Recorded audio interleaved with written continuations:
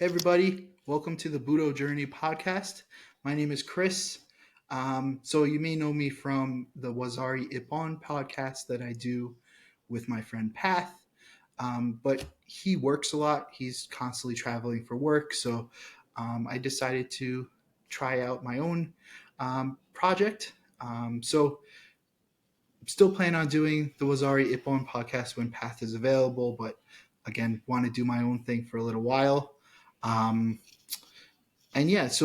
the Wazari Ippon podcast is a Kyokushin focused podcast, but for this, it may still lean pretty Kyokushin or knockdown heavy due to the people I want to talk to. But I'm open to talking to other martial artists from different disciplines. So you might see a mix of styles in the episodes that come after this one. So a little bit about the name. So the Budo Journey is a old blog that I had from a couple years ago that eventually turned into what became the Dojo Explorer blog that I started during the pandemic, where I profile martial arts dojos. So definitely give me a follow on the Dojo Explorer website. So I think it's dojoexplorer.wordpress.com. And also give me a follow on Instagram at dojo_explorer. And for this podcast, I created a new YouTube channel. So it's youtube.com/@Budo Journey Podcast. And I'm also going to be posting it on Spotify. So I think you would just have to look for Budo Journey Podcast on there.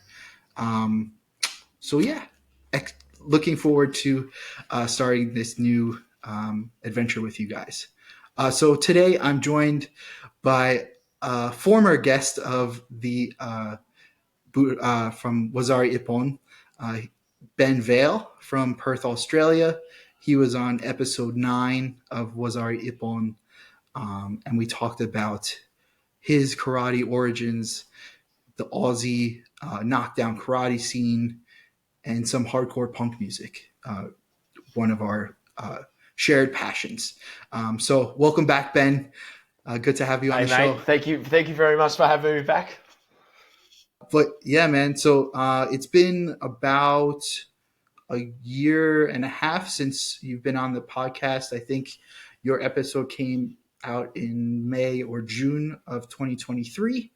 And yeah, we talked about your experiences at the Kyokushin Union tournament. Yeah, the Rengokai open weight. Yeah. And then today we're going to talk about your experiences at the Shidokan World Tournaments. So Ben is currently reigning Shidokan World Champion 2 years in a row. So we'll get into that. So, but congratulations on both of your wins. Thank you very much. Thank you, mate. Yeah, thank you. So Ben, can you? So we talked about this on Wazari Ippon, but the name of your style is called Arjuken Karate, and you're based in Perth, Australia. Can you give us a little brief overview of your style? Yeah, of course. So Arjuken was a karate. It was kind of like a system that was made in the Philippines by a pretty much our Kacho. Well, they don't really call it a Kacho in the Philippines. I don't actually know what they call it in the Philippines. Ernesto Princess. So he's one of the main kind of Arnis guys, or very famous Arnis practitioner. It was a system that was made up of karate, and I think the basis of the karate was both Shotokan and Shido-Ryu, from what we understand. He's high ranked in both of those. And what he did, he created a system that had a karate in that, which had all all the kowns, kind of Shotokan. There's some Shido-Ryu movements and stuff, but the Shido-Ryu movement was very similar to the open hand movements of the Arnis stuff. So a lot of that application was there. So that's where Arjuken comes from. And it's pretty much a very dormant style now. It doesn't really quite exist. Mm-hmm. Well, I think anywhere in the world right now. I think there's one dojo in Canada. My Oh wow. Xi'an's in Sydney with one dojo. And I know a lot of the other people who did start Arjuken or did it with me who were Shoduns and started their own dojo have actually just renamed it to something else now. Oh So wow. a lot of people have moved on. So it's a shame. I kind of promised that kind of stay true to where my origins were, but it's unfortunately starting to fade away a little bit, which sucks. But You're holding the flag. You're the flag bearer. I'm trying my best.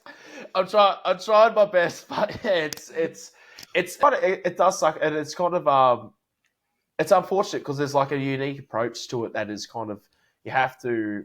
I think the majority of the karates that or different cross or any other style of karate I've trained with is like we have our way, that's it. Mm-hmm. There's no kind of open mindedness to it. Like you do it our way, that's it, and that's fine. Like that, there's been not a lot of kind of adaptation from outside influences, which I think is a huge shame. Like like more shigeri, you can only do it this way. Mm. That's it. You're doing it wrong. It's like this way hurts you more. Like it's just like Right. this other way kind of hurts a lot more. I want to do it that way. No, you're doing it wrong. So my sensei was very like do everything. Find what works for you, integrate it into your karate, and do that. But don't forget your kion, your kata, all that type of stuff, which is the basis of all karate, no matter what style you do. Cool. So speaking of kata, happy Karate Day. Is it today? It's Karate Day in Okinawa today. The I 20 did not know the that. 25th, I think, of October. So Oh, we're in the future here in Australia, so it was yesterday. But thank you very much. I didn't know happy that. belated Thank you. Karate Day. So I think it's very fitting that we're talking about karate on Karate Day. Yeah, So glad that's we're doing awesome. this. I don't know if I asked you this on in the previous episode you were on the old podcast, but when you do Ido Gecko or when you were growing up doing sparring, is it like linear like Shotokan? Like, Very much, mm-hmm, yeah. So extremely linear. mm-hmm, For us, for our sparring, my sensei, he was very kind of a self defense orientated person. mm-hmm, Everything that we do would be in a shorter stance, for kind of looking from a self defense, I guess perspective where you weren't doing the big long punches like the Shotokan movements mm-hmm, and all that type of stuff. But there were kind of point sparring tournaments and stuff that were around. mm-hmm. I did a bunch of them as a kid. I think they're good. They're not bad for kids and stuff. Yeah, I think But they're very good for yeah, kids. Yeah. it's good for like getting that kind of foundation of movement and stuff. But like our club now, like you wouldn't kind of catch me dead putting them into those tournaments. Mm. I mean, we'd lose straight away. I mean, like in that rule system, like there's two ways we'd lose. We'd lose because they're too fast in and out, and Mhm. the second thing is we'd probably throw a leg kick, and it hit them, and that'd be it. Like that's the problem. But I've got a hell of a lot of respect for it. A good friend of mine, Cole Yates, who comes from that type of background, Mhm. he's actually just came third in the Kudo Eurasian Championship in Armenia. Wow. So Yeah. yeah, he is, and he's such an athlete. He's an older gentleman like me, which is great. I was so happy to see him do that because I know he's got kids as well, so I know how hard that is to get away, train, and do that. It's such an amazing achievement. But he's sparring him. Yeah, you definitely see where the linear movement comes in handy because he is in and out, and you've been punched in the head twice and you don't know it. It's Yeah, incredible. So I think if you can adapt that to, although I think it would be very difficult to adapt it to Kudo. So for those who mm, don't know, Kudo is kind of like it comes from Kyokushin, but it's uh, kind of knockdown karate with judo and like groundwork. So it's basically MMA in a gi, and you wear this yes, like super safe um, headgear where you can punch each other in the face. You can headbutt each other. Um, so I think if you come from like a point sparring background or like a sports karate kind of background, I definitely agree that like the in and out would be easy, but I think you would be like a killer if you can like go in and punch and then grab and then like do some sort of like judo thing. That would be so cool, but incredibly difficult. He's a really good wrestler. Cole's been doing. I think he's a blue belt BJJ, and he's like done a lot of kind of like wrestling for like MMA style kind of wrestling. Mm-hmm. So he comes in, bang bang, grabs a hold of you, and you go, "Oh no!" Like he's like, you go, going for a ride. Yeah, that's it. You just kind of go, well, this is it now. So I'm super stoked for him. It's a huge achievement and kind of historic for Australia as well, because Kudo's growing here in Australia, and he's really set the bar now of what's expected from people who want to step up and fight and represent Australia in Kudo. Because is it Paul Kale or something? Is he the Kudo guy? I think he was the previous. The previous. Branch chief. I know he isn't now. Dave Hughes. Is from. He's actually IKO Matsui. He's a fourth dan now. IKO Matsui. He's the Western Australia branch chief for Kyokushin. I'm pretty is sure that like the Shinzen Dojo or something? Yes. Yeah. Okay. Yes. How do you know that? God damn it. I do my research. I can tell. God damn it! Wow. Yeah. Oh, I'm impressed with you. That's amazing. Yeah, that's So that's his dojo. I'm pretty sure he's the Australian branch chief now. He's running a lot of it. He got the new Kancho from Kudo out, and Alexei. I forget the Russian guy. Kononenko. I know. Yeah, Kononenko. Kononenko. Yeah, they were actually in Perth doing a seminar on grading, which was incredible because I don't think they've been out before. So it was really cool. He's really pushing it in Australia. So stoked. Yeah, it's cool. It's very cool, man. He was actually the new, I forget I'm blanking on his name now, the new Concho.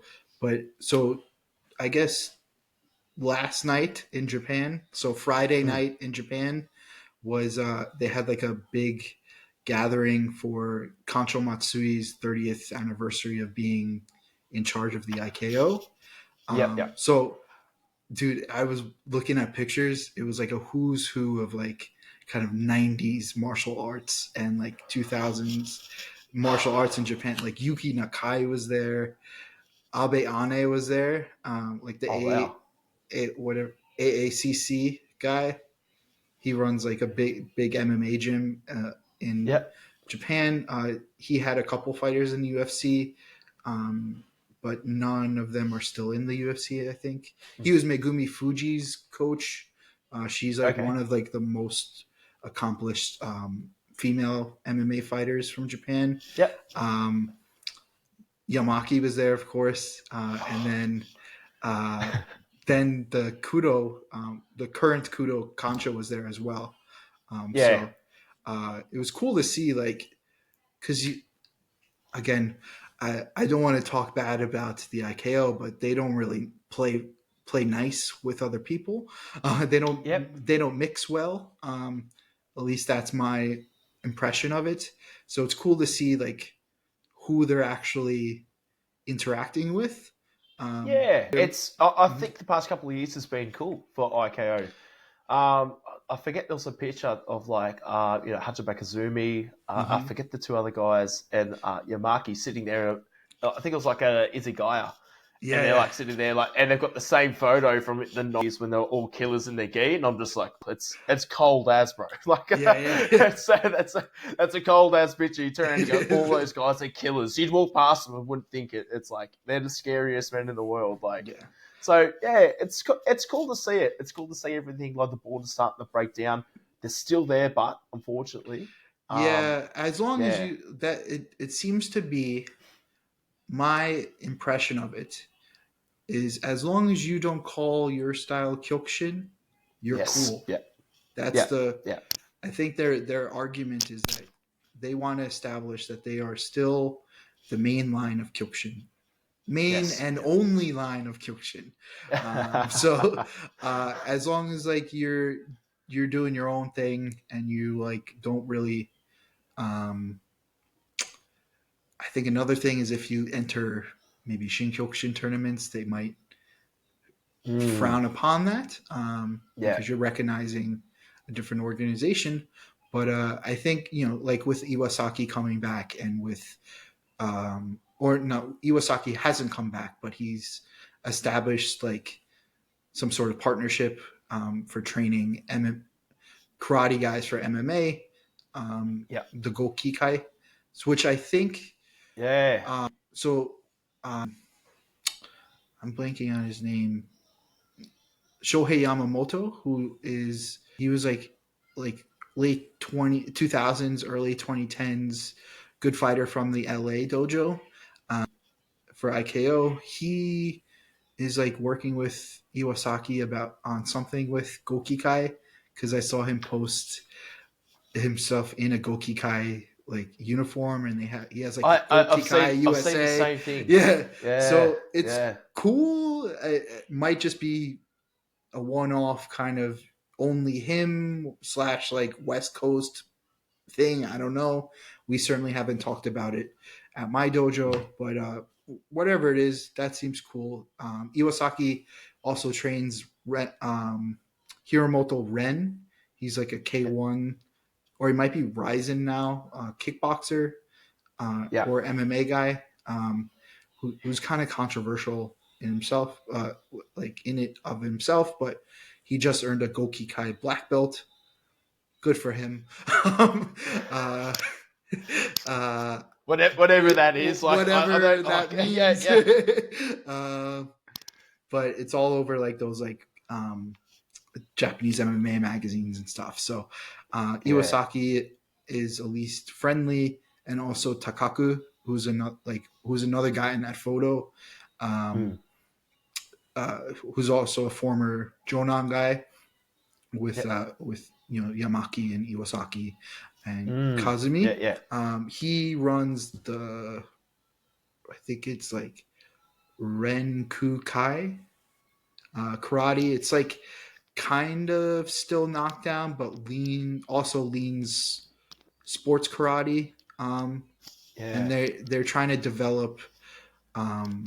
He has like a prototype for this like kind of sensor for point style karate, which I think Okay. the IKO is trying to figure out, like because they still want to run kind of point style tournaments, but so that I think they're testing it out. So he was there as well. He was at the party, so it was kind of just cool to see all those faces. Yeah. Yeah. And Shihan Arthur Hovisian. Oh, he's been it. Oh, I saw actually. I actually saw that. I mean, that man's a monster. Like, there's so many of those guys from the early 2000s that I think, like, if I stood across the tatami on a tournament, I'd be like, this is gonna suck so bad. Like, this is just gonna hurt. I'll give it my best shot, but god damn, this is gonna suck. It just, I don't know. There's a few people like that in Australia right now. Some of the young guys that are like that. Zane Dimez, one of them. He is a giant. He is He's a good fight. giant. He's a good. I was watching the video he posted a couple weeks ago of him winning, I guess, some sort of Yeah, yeah. Australian It's the title. Gold Or Coast, yeah, yeah. Gold Coast Budo Challenge. It's a really good tournament, actually. That's run by Rengo Kai guys as well. Oh, okay. Yeah, But yeah. dude, he's a big guy, man. Like He but makes me like I'm 6'2" and 100 kilos, and he makes me look like a toddler. yeah, Like I, but yeah, he just if he just hits you is it's game over. Like he was fighting like kind of relatively old men too. I was like, yeah. Well, those dudes, those guys are around the same weight as him, about like yeah, that 115 to 120. yeah, And when you see someone that is around that same weight fold like that, you go, "Good God!" Imagine if that's someone that's like 100, like myself, I know. or depending on what the weight category is. If it's 80 kilos plus, Yeah, someone who's he's at running 85 through kilos. people, Yeah, yeah, yeah. So it's good. I mean, it's and he's young we too. do have He's like those guys. 20 or something. He's not even. Yeah. I'm Yeah, pretty sure he only just turned 21. wow. So we've got a very good future Yeah, in regards to that, like and especially in the heavyweights. he has a fight in Judd's fight night thing in a couple weeks. Yeah, Yeah. against Mitchell McDowell. Yeah, Mitchell actually beat me for the Australian title. Yeah. Yeah, so with that, I got called up. I got called up 3 weeks. Like pretty much, I think Mitchell's opponent pulled out, and Xian Judd messaged me, "Hey, can you come?" I was like, oh, I'm not really ready, but I was just going, how could I say no? It's an opportunity. Jumped in, and I pretty much was probably like one of my worst. It went for 3 rounds, and it was one of my worst losses ever. I actually came out of it with a pretty catastrophic injury. I tore my calf. He calf kicked me and actually tore in the first round. It tore the calf pretty badly, like a grade 2 tear. And it took me about 3 months to get better. I was just like bang in the first round, and I went back to my corner, and they like, "Oh, how you feeling?" I'm like, "Fucked. This is bad." Like it was pretty bad. I think it was. I'm pretty sure it might have been like a pre-existing injury that kind of got hit and put in that way. But it was a hard kick nevertheless. I was like bang, and I felt the kind of the tear and like that. So yeah, Mitch is a tough fighter. Zane's tough as well. They haven't fought each other before, I'm pretty sure. So I hope that's going to be one to watch. That's going to be awesome. Was it a planned 3-round match, or did you keep going? Yeah, 3 rounds. Yeah, no, that's 3 rounds. Yeah. Okay. So Xian Judd, I'm pretty sure only runs like the kind of like one match type of stuff now. Mm-hmm. It's a different format. You have to train very differently to it. You know what I mean? It's like, normally you'll go for that 1 to 3 minute, 2 minute round, and it's that kind of sprint. You go, yeah, cool. But when you've got that extra rounds, if you haven't done any other like kind of striking sports, so I've had K1 fights before, mm-hmm. and they're 3 2-minute rounds. So the training for that is a lot more endurance. You know what I mean? You got to kind of look for that really quick recovery in the rest. Mm-hmm. Whereas I think with the knockdown stuff, you got to try and go, bang, bang, bang, get it all done, move on. Hopefully not have another round, but be ready for it if you do. But you can have like a fight 2 hours, 3 hours, 4 hours later. So you get that full recovery from it. But with this, it's bang. All right, you got 1 minute rest, recover, listen to what you saw, what your coach is saying, and then move on. So, yeah, it's really cool. Yeah, I hope he streams it somehow. I don't know. Yeah, it's pay-per-view. Oh, it's pay-per-view. Okay. Yeah, so it's on Triller Rap, I think it's called, or something like that. Like, there's I'll try to watch some like, it, yeah. I'll give you the details and stuff. But yeah, it's pay-per-view and all that. I feel like I'm plugging Xian Judd's show right now. It's like for $29.95, the most exciting fight night of your life. Well, let's. He is technically Kyokushin, so maybe let's move. Oh yeah. I don't want to get in trouble. Oh, sorry. Not that I any of my opinions reflect my organization. Like I always said on my That's classic disclaimer, little asterisk. Like I said on my previous podcast, but this is just for fun, and these are my own opinions. But there were possibly some conversations had. So just want to not gonna get into it, but again, I'm just some brown belt. Like it doesn't really matter what I say. So take that with a grain of salt. But yeah, let's move on to you. So last time we talked about your experience in the Kyokushin Rengokai tournament in the spring of 2023, but in the fall, or I'm doing it my opposite. Well, Japan, it is fall in Japan. It is fall in Japan. So spring in Japan of 2023, and then fall in Japan.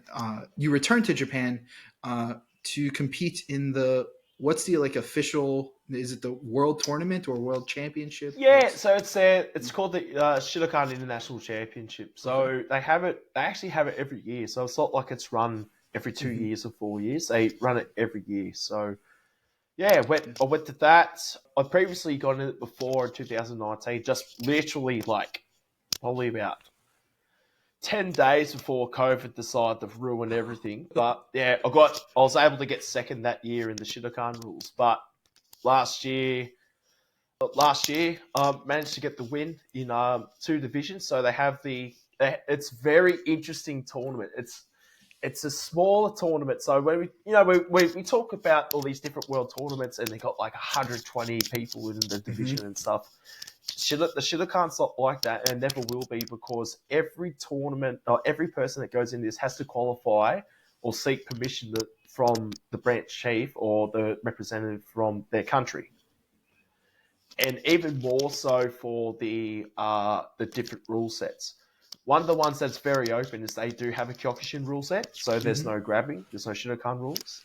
So last year I managed to win that one, the Kyokushin rule set division. I was pretty much by chance. So I've been in the Shidokan rules before in 2019, but last year our flight got delayed big time, and we had to stay in Malaysia for like 13 hours or something like that, which was cool. Wow. We got put in a hotel. It was awesome. We're like, yeah, sweet. All this free food. We're like, hell, it was the best food ever. So we're like super stoked, right? I went on Instagram and I saw that there was an Australian guy going into the full contact, which is the Kyokushin rules and Shidokan rules. So I went, oh, hang on, that's odd that they've said both. That's weird. So, because I was under the impression that the Shidokan, the only rule set that they had was their rule set, which is clinching for 3 seconds and then 5 seconds on the ground. So I contacted our the kind of country liaison and said, hey, like, what's, is there both like that? And he went, yeah, like that. And I said, I thought it was only one. Like, what one am I in? Like that. He goes, you're in the full contact. I went, whoa, hang on, I've been training for the other one, and I said, can I go in? Can I please enter it? Like, is it too late? I don't want to just enter one. And he goes, yeah, I'll let me talk, see what I can do. Yep, I can do that for you. No problem. You'll be up against a guy from Belgium first. I'm like, yeah, perfect, like that. He goes, do you still want to do the full contact? And that was a hard decision, because the one thing that I didn't want to do is, if I got a chance of winning one, it's a world title. I didn't want to get injured in one, come like 8th in that or whatever, and then be really, really hurt for the next one if I had a better chance at it, if that makes sense. But I just kind of went, let's just do both. Okay, we'll do both. And we went there, and I was last year, very much lucky enough to win both. So, very cool. And yeah, it was really cool. And then, this year, hold on. In the I just want to, if you just move your headphones up off of your shirt a little bit, it's kind of just is that better? Yeah. I'm going to sit up a bit probably. Sorry about that. It keeps crackling. So I want to be able to you to have maybe a clearer to talk about your wins in a clearer way. So thank you. So that's cool that about last year. So just a little bit more of an explanation of Shidokan, just for maybe people that aren't familiar with it. So it was actually founded by Kyokushin guy, student of Masoyama, Yoshiji Soeno, in 1978, I believe. Yes. And its headquarters is in Shizuoka Prefecture. But yeah, so like Ben was saying, they're like kind of known for this this relatively interesting rule set where they so it's kind of knockdown karate, but also you can clinch, right? For how many seconds? Two-handed clinch, 3 seconds. So you can grab gis. It doesn't have to be like a Muay Thai clinch. You can actually grab the gi and use like sabaki, like Ashihara or Enshin type of sabaki. You could use judo, because you can throw them to the ground. Then you got 5 seconds on the ground to submit, which is really, really That's cool. Yeah. So and then they're also, so we talked about this a little bit on the old podcast, but at least in the United States, I don't know how popular it is outside of, or even in Japan, really, but they're most, at least here, known for their triathlon of martial arts. Oh, mate! So it's the first round is Kyokushin rules. So knockdown, no face punching, bare knuckle, no shin protection at all. And then so that's one round. The next Yep. round is kickboxing. So you put on some boxing gloves and then you can punch to the face and do like K1 style kickboxing. Yeah, Uh, yeah, it's K1. Yep. mhm. And then round 3 is MMA. So just like so full on mixed martial arts, kind of anything goes. Uh, yeah, so it's kind of nuts. Um, so at least here in the United States, they have some dojo in like Atlanta, Georgia. There's one I Yeah, think in that's Chicago. Shian Richard Travels Yeah, yeah. Dojo. Yeah, I yeah, think there's one in Chicago yeah. and That's right. Yeah. maybe one in California or something like that. So Yeah. it's not even that big here, Mm. but I think in the '90s they had a lot of promotion. That's why I'm familiar with I would that suggest for triathlon. anyone, Yeah, yeah, I would suggest to anyone who actually wants to see what it's like, go onto YouTube and type in Shidokan World Tournament. It'll come up with like, I think it's like a 1994 or something, like yeah. early 2000s one. It is a fight night. There is at least 1,000 people drinking and stuff. And there's people beating the shit out of each other in this ring. It's something. It's like I was the first time I saw that, I was like, "What is this? Like, what rules set is this?" Like, it's so cool, but like, it makes very dynamic fighters. I think the Shidokan dudes, they're like Adrian Weathersby, who actually comes from Shian Rich Channel's Hmm. dojo. He's now in Karate Combat. He actually Oh beat me wow, in the final in 2019. really? Yeah. Yeah, he knocked me Wow. out. It was like my first ever knockout. I was just like, so damn it. Like, and then I was like, oh, maybe I'll get him back. And then all of a sudden, yeah, no, he's in Karate Combat now. Like, oh, damn you. Like, yeah, Could have been you, man. You could have. oh, no way. He's an amazing fighter and he's winning. He's actually winning. He's won both his fights in Karate Combat. Oh wow, So good for him. it's Yeah, cool. Yeah, I'm really happy for him. It's great. I like I don't watch too much of it, too much of Karate Combat, just because it is a little like not the fight. The fights themselves are very good. I think Mm, the promotion of it, like the announcers aren't particularly good. I don't think. mm, And then just like kind of like the like the uh, um, locker room interview guys are not they're characters. They're not yeah. professional journalists. So like they're like these characters, and I think it It's takes away funny. from that, But yeah, Well, yeah. when it first started out, it was a lot of the points sparring guys who were going into it Hmm.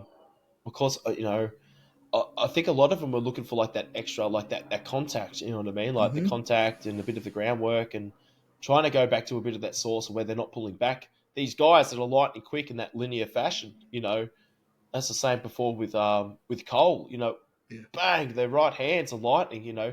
If you keep pulling that back for a time, you're building that kind of that nature to pull back. Does that make yeah, sense? Because it's a combat sport, not sure, combat. yeah, If yeah, that makes sense.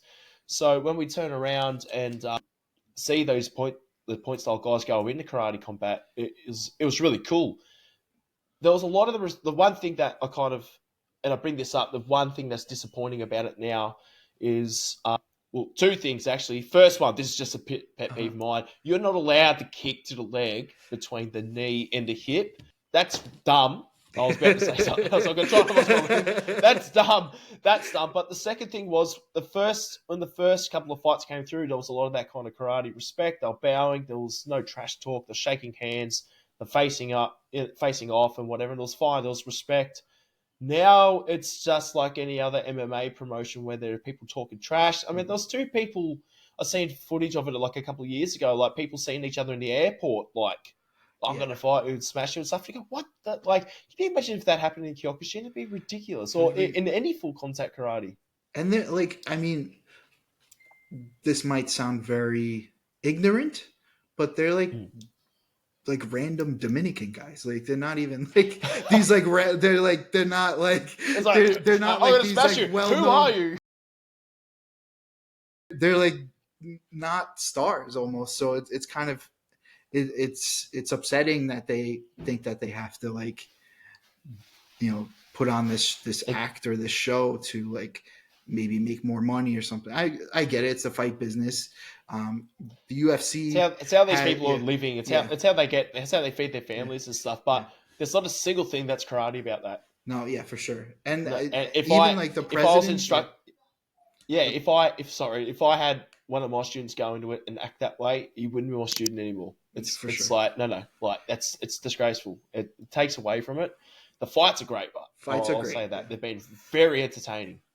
yeah. But yeah, What um Alex Pereira's sister just got like a yeah. crazy knockout. It was like Oh, that family is crazy.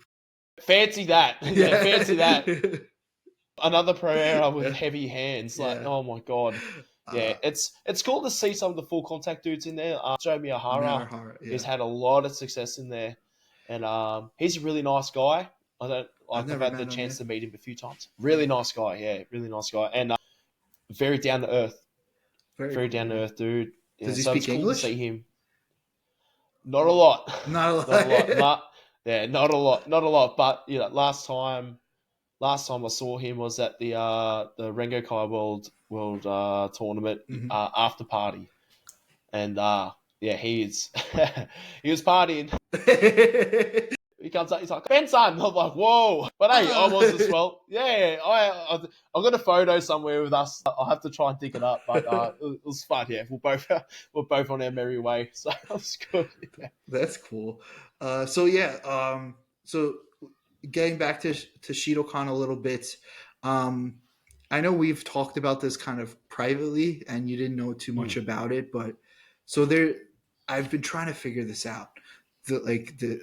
So there's kind of two camps of Shidokan. There's like mm, the Soeno karate guys, like the kind of Kyokushin, knockdown karate guys, even with the Shidokan rules, right? Like you can grab, you can do whatever, but they're kind yep. of still like karate. And then there's these like um, the symbol, the characters for it are Shikon, or like the Shi or warrior, and then it's the spirit, the character for spirit, Tamashi, Mm, but the reading would be Kon in this situation. And they're kind of they come from this dojo, Murakami Juku. So yes. Ryuji Murakami was this K1 fighter in the 90s, but he was, his base was Shidokan. So, but yeah, they kind of have these two camps, and I don't know how. I don't know if Murakami has some sort of autonomy, but they do seem to be separate Mm, worlds. Do you yeah. know anything about that? I Yeah, wish I had more to yeah, tell you. yeah. From my gathering of Hmm. it, the Shidokan guys are once again a more like I'd say Shidokan based, like they're Hmm. karate based. If that makes sense. So the Siono campers, they've got some really good knockdown guys Hmm. like Kishi Yamada. He's actually here in Australia doing the Ushideshi under Peter Malonis at the Oh moment. wow, okay. He's in Greece at the moment, actually doing a seminar, but yeah, all over the world. He's amazing. And the knockdown guys that they've got there are really good. Some of those knockdown guys are in K1, but I Hmm. think the other group that you're talking, the Murakami group, that I think they are specifically all K1. I Oh, think that they seems to do be yeah, a lot more of the kickboxing stuff. yeah. I think a lot of their. I mean, it's interesting. He actually he was the center ref for my final this year in the Shidokan. Oh wow. Yeah, which was it was so awesome. You know, he comes up and he's always wearing like some pretty cool like Japanese get up. It Yeah, wasn't even like a gi or so. He rocked up and he's got like that classic kind of tough accent, that Japanese yeah. accent. He's like sorry today. Like, it's like, oh, here we go. Like, you know, so it's really cool to have him there. But I've seen him a lot with the Shidokan guys. I'm pretty sure he's got a lot to do with the K1 side Hmm. of it. I think they've got their own autonomy, but I've seen him do Carter and stuff before. Oh, cool. Yeah. You know, so So you know, he's still connected, I guess, to yeah, that. Yeah. very So, much, yeah, because yeah, he's like a terrifying person. Like he appears to yes, be like very, very his presence seems to be large. I think. He Yeah. hell yeah, like the aura. When in the fight, in the fight when I was in the finals, I was clinching on this guy, and he turned around, was like, you hear this, yummy, and you go, oh. Me and the other guy were like, oh, let go, like sorry, like you just didn't want to piss this dude off at all. Yeah. But yeah, He has that he kind of definitely has that aura. the Yakuza demeanor. I don't know what his affiliations are. I'm sure he's not connected at all, but he has that. I hope not. I hope not either. I don't want to accuse him of anything, but he has that kind of like, if you watch a Yakuza movie, he would be kind of like Yeah. the enforcer of that group, There's a few people. There's a few people in my life that I've come across, like at seminars and stuff, that have had that kind of aura where you're like, oh, this dude's intimidating without speaking, even though he could be sitting there smiling or whatever. Yeah. You know what I mean? You can just tell this person knows how to hurt people, and he's definitely one of them. But look, I've talked to him before. He doesn't really speak that much English, if not at all, right? But in 2019, I remember, because I lost in the finals, and I remember they did like a big group photo at the end of all the winners, and I remember I was standing there, and he comes up to me. I was down on one knee because I was like, pretty good cast. I was just like, oh yeah. And he comes up, he puts his arm around me, and he's like, the happiest man in the world, yelling at things at me in Japanese. He's like, yeah, I think he's like, telling me I did a really good job or something. Like, yeah, but he was saying, he's like, yeah, we get the photo. He's like, yeah, like that. And I was just like, okay, cool. So I've like every experience I've had with him has been really nice, but he's that aura of fear. I'm like, yeah, like this man knows how to hurt people. So I'm gonna just be chill.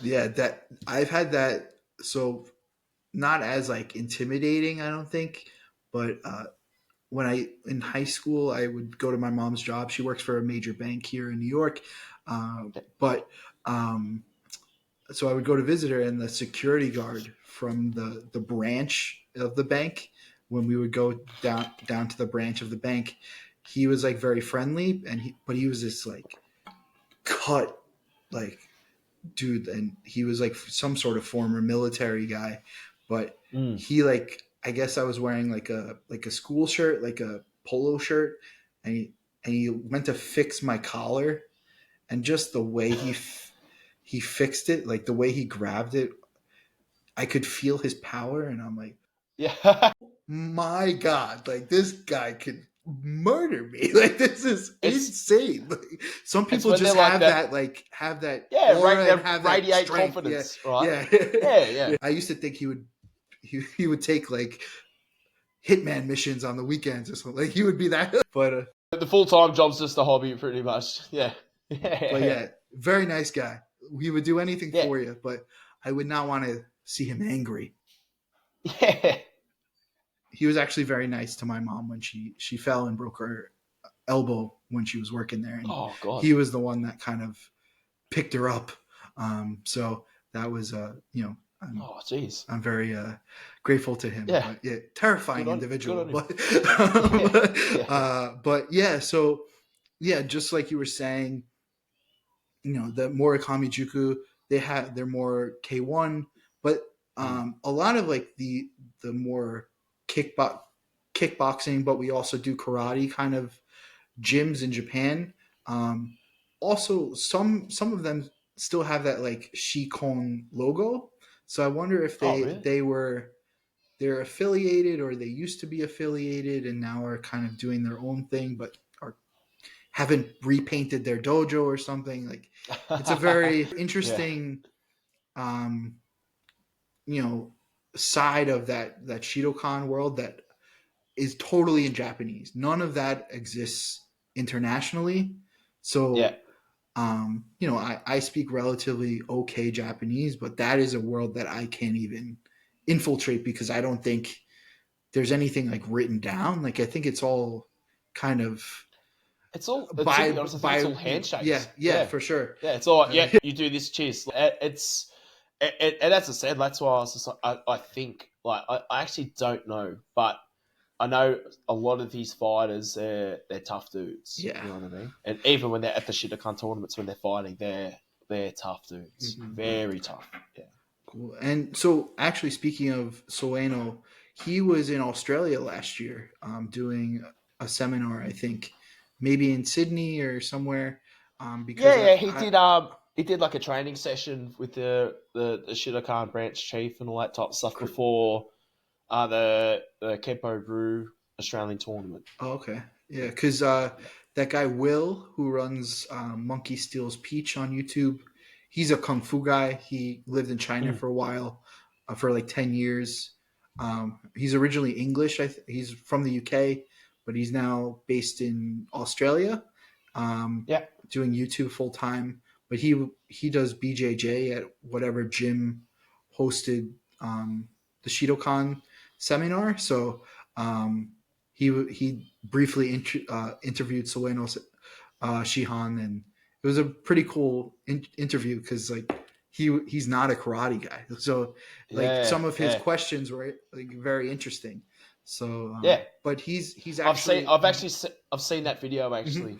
It's funny because that training session. So they did that this year. They always go to the branch chief's dojo and do that, but then the always the day before the tournament, right? Oh, okay. And they do stuff with the Shidokan guys. And that year, the year that he actually did those interviews, it was funny because we get a red eye flight from Perth to Sydney, right? Hmm. Because it's 4,000 kilometers away, so it's So we yeah. fly overnight and we can't check into our hotels till like in the afternoon. So we usually drop our bags and go walking around the city. And we bumped into the Shidokan guys actually going to the dojo that Oh morning. wow. I was just like, oh hey, went and said hello, and they're like, oh hey, what's up? And they're like, oh, we've actually got to get the training, catch you later. And then I saw that video and I was like, I saw these dudes like 5 minutes before this was filmed. It was just it was a coincidence, but yeah, that was a good video. It It was was a good interesting. video. Yeah. Yeah, He's yeah, actually, so Will is he's gonna be spending some time um, in Okinawa in November. So he's going mm, to do a whole series about kind of Okinawan karate. So I'm looking forward to yeah, that. cool. And he's Yeah, teaming that's up awesome. with like that guy James Pankowitz. He used to own the Dojo Bar. Oh yeah, Yeah. yeah, yeah, But now he has his own dojo over there, and he's kind of like this facilitator for kind of uh, East meets West kind of thing. yeah. That's very cool. I'm looking forward to that. So, um, how was going to Japan 2 times in 1 year? Besides the Last last year, year, yeah, that was good. fantastic. I mean, like I've been to Yokohama that many times now that it's not. I don't have to find my way there. Like I know what trains to get, how to get there.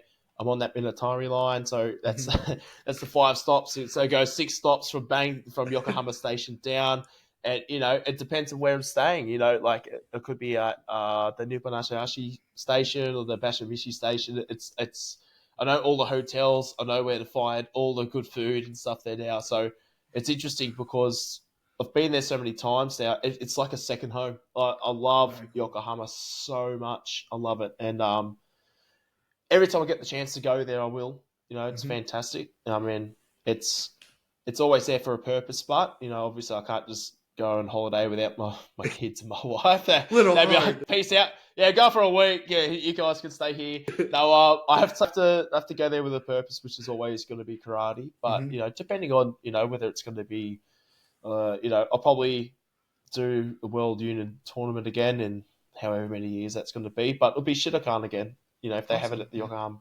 Budokan again. So I think you've been to Yokohama more than I have. I think I've only been like twice in my whole life. I've, I think I've been there. I've been there 4 times now, Yeah. but had like recent, like good stays there. So like week-long stays. Uh huh. So Very you cool. just kind of learn where everything Yeah. is, and yeah, it's good. It's a nice place. Cool. So let's talk about this year a little bit. So was there anything that you did differently? That you noticed last year that, oh hey, like if I want to come back next year, and defend my title, right? That Yeah, you had to yeah. change in training, or just prepare yourself a little bit differently. Well, this camp wasn't exactly. It was probably the worst preparation I ever had. Like last year when I knew I set myself a goal last year. I wanted to win the Shidokan World Tournament within 10 years. Mm-hmm. And that's when I first started doing my knockdown in 2013, like going into adult tournaments. I came up like literally 28 days or 25 days. So I hit Wow. my goal. And the big thing that pretty much was if I hit that goal was to turn around and make sure that I promised my wife I'd be like kind of a lot more present in the house. And like my wife is incredible. She, for the past 10 years, she's done so much for me to make sure that I could achieve my goals and stuff. And although I was here as much as I could, I was training, twice Mm-hmm. a day, 6 days a week.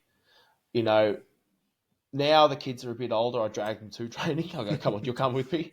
But I said to my wife, look, this year I'm going to be a lot more present at the house and all that type of stuff. So a shout out to her for being so incredible. And so this year, I went into the I went into another world tournament in Indonesia, which that's a long story for another time. But that's That was my God, a fun conversation in the DMs.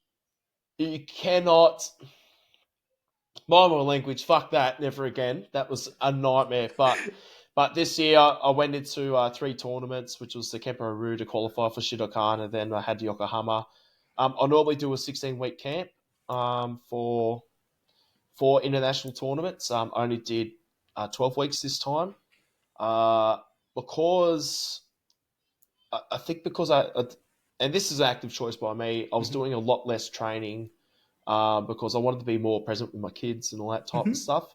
So I was doing a lot less training, and it it it showed. Like I think, although I got third in the Kyokushin rules this year, Mm-hmm. got beaten by a really tough Okinawan guy, and that scenario that we're talking about before about getting injured Yeah. and then having to fight in that different division happened. It Wow. really happened, and like it was tough. So the preparation pretty much went for 12 weeks. I was sick for about 8 of it. There's been a really bad cold and flu. Oof. So I was kind of training twice a week, really Oh hard, and then having to kind of like lay around and try to beat this cold and flu. And then uh, kids are like, I've got a 5-year-old and a 3-year-old. They are like germ magnets. So as man. soon as they come home from school and I they're taught. sick, Yeah. I'm like, oh no, like. Those were So the it ages I was. taught in Japan, and I was sick all the time, Oh, dude. it's terrible, dude. I can't believe it. So they were sick a lot. So anytime they come back, I'd beat something, beat a cold or whatever. I'd start training again. Your body's run down from the training. I'd turn around and get sick again. So I had to make a really conscious decision to kind of not do a lot of strength and conditioning. I did no weightlifting, no explosive stuff, just all pad work. And yeah, it really showed this year. I definitely didn't feel my best, if that Mm. makes sense. So the first, going into that first fight, I got the bye, went into the first fight against this Okinawan guy, and he's tough. He's fought in world tournaments and stuff in the Rengokai and all that type of stuff too. He's from Okinawa. He's a Kempo dude, actually. Wow. And tough as nails. I've never been kicked like that before in my life. I lost by, I got Wazari'd and then lost by Ippon. Oh wow. Left by Washigeris, which hasn't happened to me before. So I was a bit like, oh god, here we go, like that. Head kicks or just like body? No, leg, all Oh, the leg. leg. Yeah. Man. So Yeah. yeah. So what happened was I pretty much got pretty badly injured. I'm still injured now. I haven't trained since. Mm. I'm just trying to get the mobility back in my left leg again. It's been pretty bad. See, getting some kind of therapy and stuff on it as well to try and get it moving. But I kind of came back into the warm up room and laid down, and my corner's like, hey, like, don't worry, we've got it was a one match for the final. It was Mm. against this Q8 guy from Q8. Mhm. And I turned around, I was like, guys, like, my legs totally fucked. Like, I can't stand, I can't bend it. Like, this is bad. So I had to kind of lay down for about 4 hours and just kind of, and not just that, the mental aspect of being beaten. I haven't been beaten in the fight in a long time. So I kind of had to sit there and really kind of get into my head and go through the loss, beat the loss mentally and go, all right, time to switch on. And that's when I kind of realized I got up and started hitting the pads to kind of warm up. I throw like a left more shigeri and I was like, I can't keep with this leg. Oh no. Like just the impact on the pads Yeah. made me stumble to the point where it looked like Wazari. Oh, So I was like, okay, so we're just gonna have to do what we can do. I couldn't push off it or anything. So the fight, and the reason why this sucks even more is because with Shidokan, obviously you got to grapple and you got to have a real strong base and be able to push off your leg to be explosive with clinching and stuff. So I'm like, and that self doubt started, like yeah. that loading circle started going through my head. So it was a massive mental battle, and the fight in the final was tough. It was very very tough against this Q80 guy who he took me down like actually properly. It would have at least been 125 to 135 kilos and up to my shoulder, right? So the guy was an absolute nugget. Was it And open weight, or was it like yeah, open weight. 100? Yeah, open Oh, weight. Yeah, open weight. So I was 100 kilos flat actually. I was like what 100.1 or whatever it was or something on the day. So I went in and I think the first thing did we came in like exchanged. I clinched on through like a left hizagiri. He caught my leg. He picked me up and manhandled me like a toddler. And I was just like smashed me on the ground. I kind of got out of it, stood back up, and then I realized I'd like my whole game plan kind of had to change within those 3 minutes. So it was tough. Like he's I hadn't heard of the guy before, but we kind of did a little bit of research later on, and he's like 4-0 pro MMA. oh He's wow. yeah ADCC medalist in Q8 for many Jeez. years as well. Yeah, so like it was kind of cool. Like, I won, and I was like very relieved that I won, but I wasn't like you're always happy if you win a world title. Hmm. It's incredible. I was like, No, I was really that's a disappointed. nobody. Yeah, it's yeah, yeah, Very few people can say that they're world champion in something, and yeah, you yeah, can say and to you did do it it, twice. Like yeah, that's yeah. Well, that's amazing, right. I dude. Yeah. mean, it's my third one, and like I was ecstatic, but at the same time, very kind of like, damn, like, am I getting too old for this now? Mm. Like I'm 35. I'm 35. I work full time. I've got a family with kids. Like, am I getting too old for this? Is maybe like on recovery not what it used to be? Mm. But I've kind of looked at all the outside variables, and I was just kind of disappointed with the performance, but still like ecstatic to win. Like I don't want to take that away from the guy from Q8 because Hmm. he was it was a good fight. It was a good fight, and I was exhausted after it because any time he grabbed me, I was like, oh god, he's gonna throw me on my head. Like it was fear, Chris. Fear. It was pure fear. So how did you get past it? You talked about he was throwing you. How did you get talk yourself So out of that?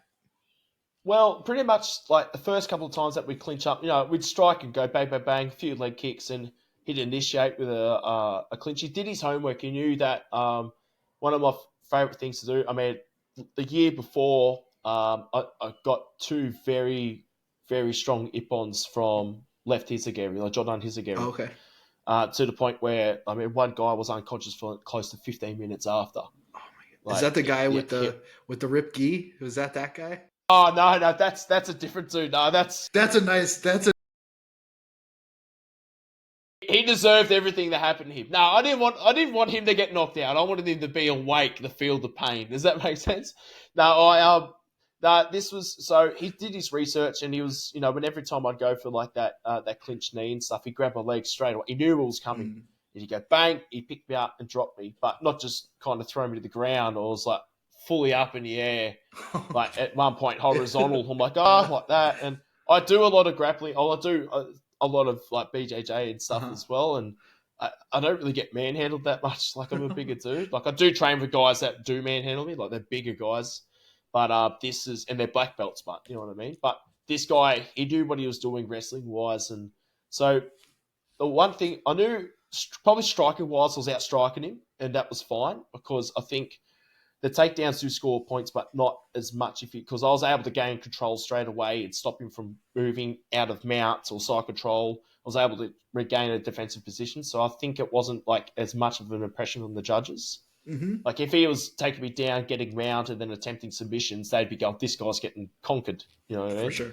but I was able to kind of be defensive there. One of my students, Jacob, he's 19. He's 19. He's an absolute phenom. He's going to be fantastic when he gets older. He's training very hard to compete. He does a lot of konakudo as well, and he could tell what was going on. And I could hear, because I had Sensei Risa Sudo as well. Mm-hmm. From a lot of people know who Risa is. Surprisingly, she's such a sweetheart. I love her. She's like a sister to me. I love her with all my heart. She always comes to every Japanese tournament, helps coach me, warm me up, and all that type of stuff. She was yelling out all the different striking stuff, and I could hear her voice. It was just like this very high, broken English Japanese voice that was just kind of like, but so I was able to do what she was telling me. But the one thing that Jake had turned around and said is like, widen your base, like that. So as soon as I went bang, he'd go to shoot, and I'd just widen my base and just kind of sit with underhooks. Mm-hmm. And that stopped all the takedowns. That was it. Wow. And then from there, I think he kind of like, I turned around, I remember saying, we had a few drinks later, and I was like, mate, like, I think I would have lost without that. You know what I mean? Like it makes sense. Widen your base so we can't grab that leg like that. Mm-hmm. Yeah, and he turned around and he just said, widen your base. I heard him, widen your base. And I did it. And the guy with the reach to go grab the leg, and he couldn't, right? He's a lot shorter, so he had shorter limbs. So he's like, trying to reach. He did make that noise, by the way. Make it sound like a midget or something like that. But he was reaching and he didn't get it. And then the clinch stopped. And I went, oh, hang on, this is it. Like, this is what we need to do. So every time we clinch, and not just that, I wouldn't try and outmuscle. I started using a bit of like a Enshin type, Ashihara type of sabaki stuff as well, which worked a lot. You could tell as soon as I started kind of the circular movement and even holding on and just chopping the legs, going for like different type of osaragaris or all that type of stuff. You could see that it wasn't kind of used to that, and that's when I continue this. And then in the last minute, I think it was tied up until the last minute, and I started using a lot more sabaki stuff, and that's when I got the upper hand. And I started driving him back with a few more strikes, and then it was a full flag decision. And I think you saw the footage, you see me look around and go, oh, like that. Like, no, I was so happy for you, man. Like that. Oh, thank you so much, man. Yeah. It legit made me happy. Like that was like, I think it was like my birthday weekend or something. I was like, oh, dude, like Ben won. Like this, now I could be, but I could be happy too. So it was good. Thank you so much. It's crazy how much when you sit down and it's all done and you get your photos, you get the trophy, you get your certificate, and you do all the formalities of going up to the shaman table, and you do all that, and then you kind of sit down and you go, oh God, like it's such big news. Like, how do I break it to people? The first person that I obviously called is my wife. I call my wife. She's ecstatic. I call my parents. They're ecstatic, and then I just turn around and I remember just like I'm very, very lucky to have a lot of very, very good sponsors that have pretty much they fund my trip, which is fantastic. Oh, wow. There's like a clothing brand called Full Fightwear. They give me like lots of cool stuff that I train with. Now projects in Cairo is Dr. Deb is the reason why I'm still competing. She just puts me together. GTC Tutoring and Novolux Electrical, like it's all people that have. I message them straight away and go, guys. Like not that I did it, we did it. It's a team effort, and we did it. And then I tell the club, and then it's okay. Well, what do I do next? And it's amazing. You don't realize how many people are actually rooting for you, like cheering for you. And they might not be kind of in your face about it either, if that makes sense. Mm-hmm. It's the people that turn around and they send you that message, and they turn and go, man, like I'm so happy for you, and that makes that win even better. It's quite emotional, actually. You kind of go, wow, like I'm sure. You don't realize. I can't even, yeah. Yeah. You just sit there and you go, you can't imagine how many people have actually got your back. Mm-hmm. And you go, God damn, like it's such an amazing feeling. And then I always say the biggest thing with these wins, at any win, it's team. It's not like you've got the individual that's up there going, oh yeah, cool, holding the trophy. For every person holding the trophy, it's not behind you, it's next to you. Mm-hmm. Like my wife, every time I come home injured or have something catastrophically go wrong at training, mm-hmm. she's feeling that pain as well, because she sees me like go, God, like doubt myself and all that, and she's they're the people like go, you can still do it, come on, we'll get past it. what can we do? Instead of you sitting there feeling sorry for yourself. So it was really cool, and like to get messages from yourself, it's enormous, man. You don't understand the impact of a few zeros and ones on the screen. Yeah. That message, it's huge. So thank you, I really appreciate it. No, you're welcome, dude. Like I said, I'm very happy for you on both your wins and all of your wins because you're very accomplished in what you do. So let's have a little fun at the end of this and let's talk about hardcore. Yes, sweet. Yes, let's go. So if you watched Ben's episode on Wazari Ippon, you would know that we have a mutual love of hardcore punk music. It's something we, in that podcast, we talked about how we see a lot of similarities in the things we like about martial arts in hardcore punk. It kind of is a support system and is a way of course, getting out of aggression. But so I recommend watching that episode because right now I can't articulate very well how much hardcore and means to me. But yeah. So I see your Terror shirt. I heard you went to Terror a couple weeks ago. Mate, it's if people disagree that they're one of the best band of all time, you know what? Fight me for it. Yeah, it's interesting. It was an interesting show because they were touring with Kublai Khan. Mm-hmm. Now I couldn't really like Kublai. I listened to a little bit, like they're heavy, but it's man, the crowd for me. There was a lot of. I guess now I'm kind of like an older dude. I guess like you're an old head. Like yeah, and I kind of. Terror comes into town. I'm like dusting off the Air Maxes and go, oh God, how much is my back going to hurt after this? And because you see a lot of the guys who my age who grew up on Terror, coming out of wash retirement and stage diving and doing all that type of stuff because that's it's Terror. Scott Vogel is our Jesus. We have to do what he says, right? More stage dives. Yeah. Oh, it's just.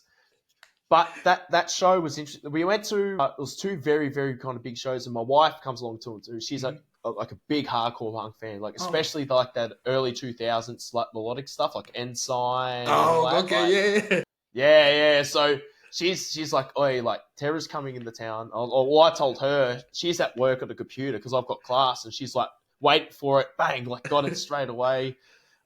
It sold out very quickly. Then they moved it to a bigger venue, right? The stage is super high, like at this venue. It was really cool. But the crowd, and I don't want to be one of those gatekeeper dudes, but the crowd sucks, man. Like it was just, there were a bunch of like what we call, how did one of the other guys explain it? It was like the TikTok era of hardcore type of thing. It's definitely like I think that band Kublai Khan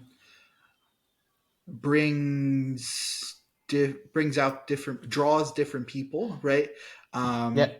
They're this like, I guess you would call them hardcore, but maybe more metalcore-y, mosh metal. Definitely metalcore, dude. Definitely. But they're like the people they bring out that they draw in, right, are much more diverse than maybe Terror are. So it's good that they're bringing new people in, right? But maybe the new people aren't as well versed as maybe the Terror fans are. No. And this was the thing. I mean, Scott Vogel sat there. They open up with One with the Underdogs, right? That's my favorite song of all time. I get up. I'm the first person to stage live. The thing's packed out. People move. So I hit the ground. And it's like a 3-meter drop. I'm like, ow. I get up. I do it again, all that type of stuff. The pit, when people were moshing and stuff, was a push pit. I was like, what the hell's going on here, right? This is odd.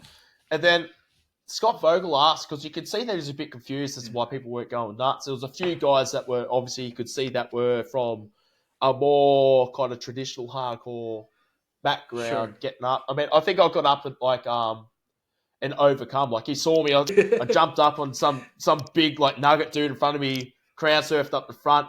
He looked at me, threw the mic to me, and I sung the chorus for Overcome on the stage. Gave it back to him, stage dive again, and you can see that he was like, okay, cool. There's some people who know what's going on, but then he asked the question. He goes, "Who here hasn't seen us? Raise your hand." I'd say 98% of the people put their hand up. Wow.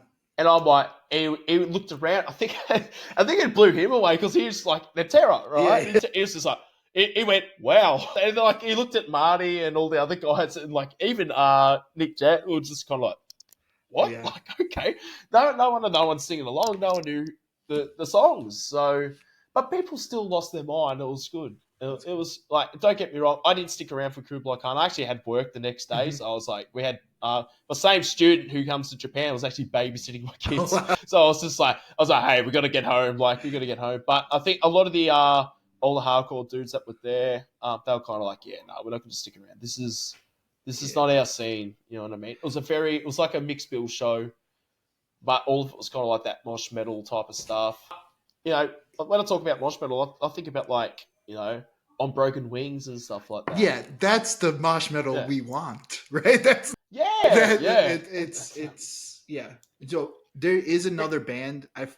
I'll send it to you later because I forget what it's called. Maybe we talked about it already, but they kind of their name is similar to On Broken Wings, and they sound very similar to On Broken Wings. So I'll send it to you later. Oh, cool. But cool. Please, yeah.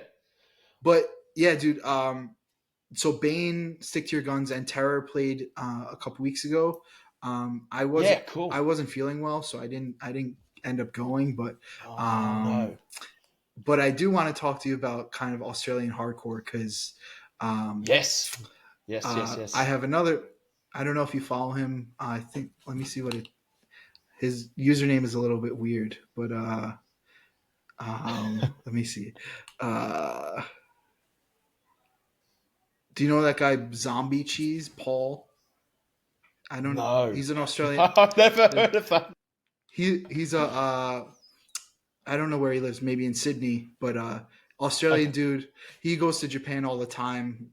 Not all the time, but like maybe once a year for Blood Axe Festival. Like cool. Yeah. Speed played that, didn't they? They did. I don't know if they played this year, but they have played it. Yeah. But he's another guy I talked to about hardcore, and he's been sending me all these like Australian bands. You have been doing the same, but AWOL played New York last night, and I missed it. But what? Why? No. I went to karate, but okay. But AWOL is like that is a band I play every day. That I love that band, it's the singer used to be in was it Eco Strike? Eco Strike. He was in Eco Strike, and I think he moved to Australia at some point. So this is his new band, relatively new. But I've also been blasting Her Nightmare for a solid year right now. That guy Paul sent it to me last year, and I was like, "This is phenomenal." What album is it? Is it the Come Anarchy album? Yeah, it's like the black one. It's yeah. So that guy, the vocalist for that band is a guy called Boehner, right? Mm-hmm. Now, Luke Boehner. That guy, I think for a long time held the Australian powerlifting deadlift record. Oh, right. Wow. So he played guitar in he did vocals in another band called Outsiders Code way later, and he also played guitar in a band called 50 Lines. Now, I know 50 Lines. Yeah, so 50 Lines. The vocalist from 50 Lines is actually the brother of the vocalist from Parkway Drive, right? Oh, wow. Okay. I never knew that. Yeah. Winston McCall and Oscar McCall. So Oscar's in 50 Lines. So one of the weird, the first time I saw Her Nightmare would have had to be when I was about 13 years old, pretty much. And I went to an all ages show, and it was Her Nightmare and Parkway Drive were playing. And this gigantic man who literally, some kid got up on the stage, was like stage washing. He literally grabbed this human with one hand and went, yeah, just like threw him off the stage. Like, but it was like a push. It was like he picked him up like a McDonald's wrapper and just like threw him. It was like, get off like that. I've never been more intimidated by someone on stage than him. Like he is crazy. So her Nightmare fucking rule. They're great. They have Hatebreed riffs, and I'm very happy. Like this is all I want is Hatebreed riffs. This is all I want in a band. But yeah, so I've been playing them a lot. Another more modern Australian band that just released either a promo or an EP over our summer is a band called Forewarned. They released Melbourne Straight Edge. Forewarned. Yeah. Oh, yeah. They're kind of I've got the kind of foundation type of vibes from them. Yeah, dude. They're good, dude. Yeah. But yeah. Also, so I'm seeing Cold World in November. So be jealous. God damn. I think there's some bands that like it's funny because like I travel around the world, I've fought in Europe and all that type of stuff. Yeah. And I think there's been some bands like growing up that I'm like definitely more scared of going close to those pits on the stage than I am on the tatami. Yeah, I sit there and go, oh, I'm gonna get hurt if I go in there. Cold World would be something that I'd be up the back going, go everyone. Like I'm keeping the hell away from that. Like that's. Yeah, I got to see. We had an awesome show here in Perth, and it was rowdy as hell. Speed headlined it. Mm-hmm. It was Speed, Pain of Truth, High Vis from the UK, and a band from Singapore called Fuse, right? Wow. Which are kind of like rival mob type of stuff. So Fuse opened. Amazing. Yeah, they were cool. And it was a female vocalist too. And people were losing their minds from the first, and then I had a youth group band from Perth, which, shout out to them as well. They're fantastic, called Engage. They opened. They were fantastic. Fuse played. Everyone went nuts. Pain of Truth played.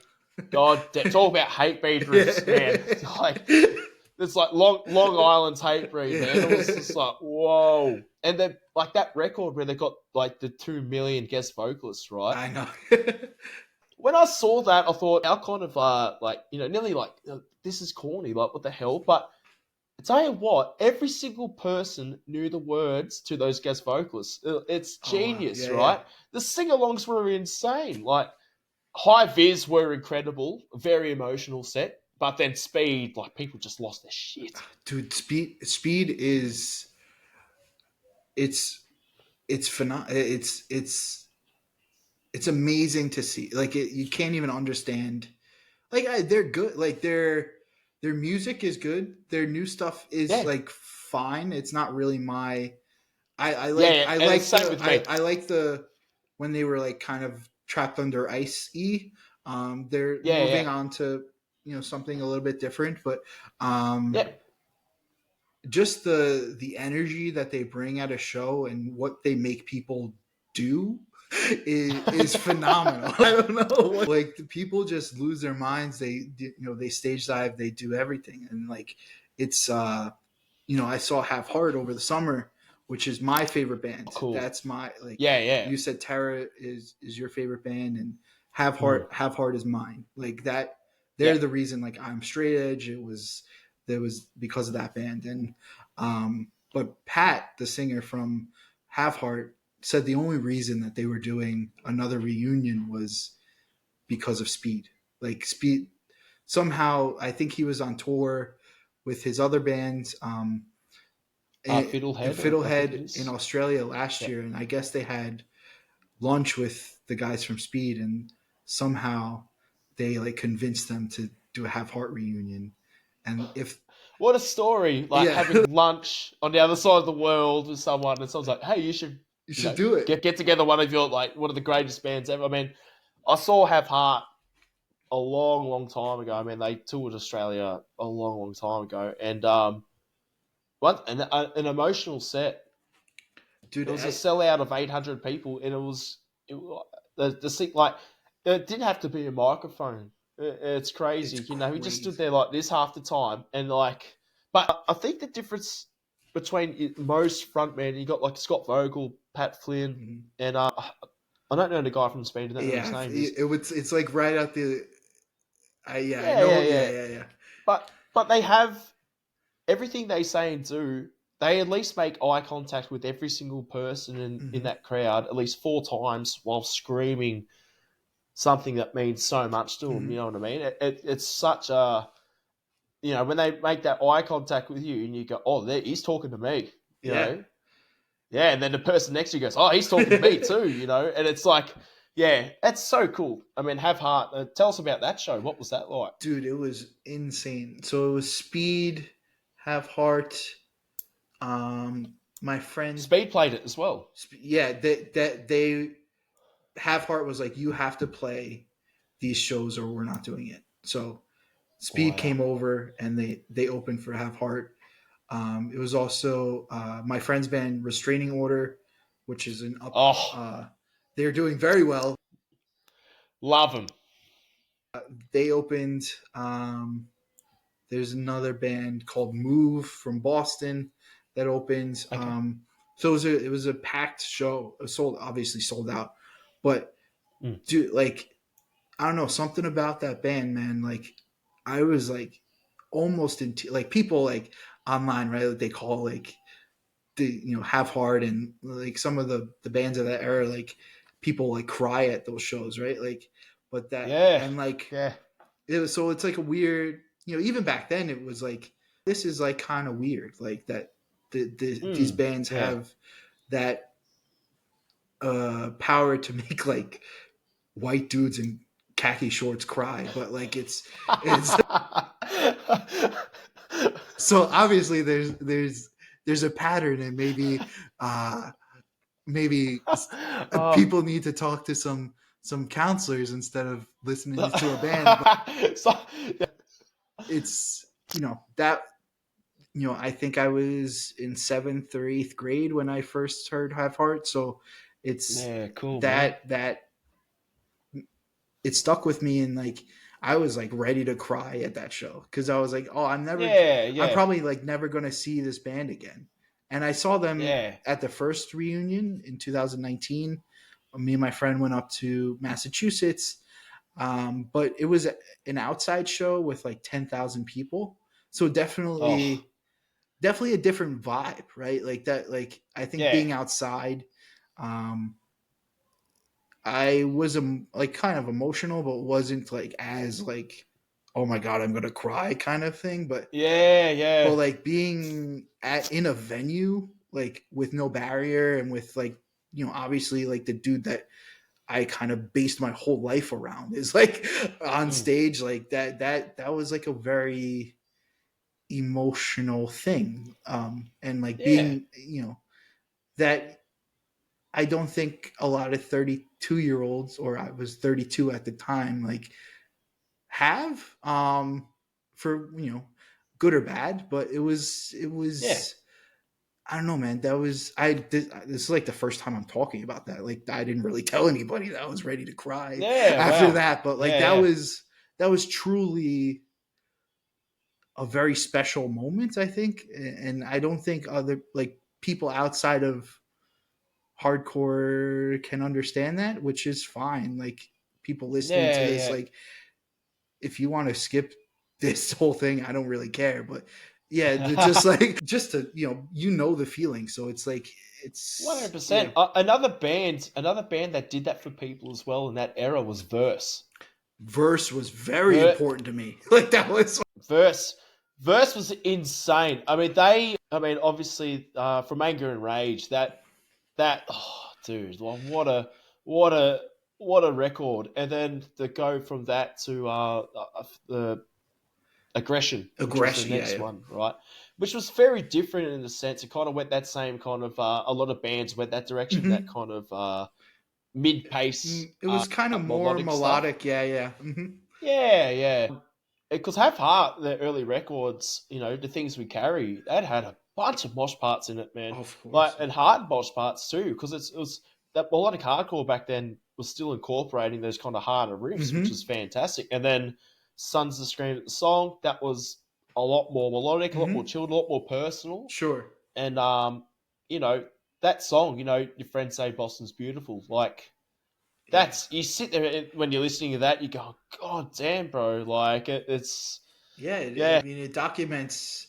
For those who don't know, like it documents what would have been the singer's grandfather, right? Like, or it documents mm, the singer's dad, kind of pulling his own father out of like these bars. These his dad, I guess his dad was an alcoholic or something, and like yeah, so it yeah, kind of it's this whole like weird style of writing. Like the characters are kind of not who you would imagine they would be. So yeah, that once I like I never really knew that until like I was in high school or whatever, like reading about that song. And it's such a that like Pat, he's a teacher, right? He became a history teacher, but yeah, but I think education, he writes in a way, in a teachery kind of way, even back then, yeah, right? Like, so it's interesting, and I relate to that. I like education. I work in education, although I'm not a teacher. I would like to mm, be in a teacher in something in my life, but I think, yeah, in a very literary way, his way of writing is very literary, I think. Yeah. yeah, yeah. It's I mean, well, I am a teacher, so Hmm. I'm a high school teacher. That's my actual profession, my job, and it's poetic, but it's informative. It's like not especially that song. It's like not everything you see is kind of what it is. Does that Hmm. make sense? You know what I mean? And that was a big thing that that same message can go through to everything. You know what I mean? Yeah. Like you know, it can come down to karate. People go, "Oh, it's great. You got this belt, and that," and it's like it can be a struggle. Of course.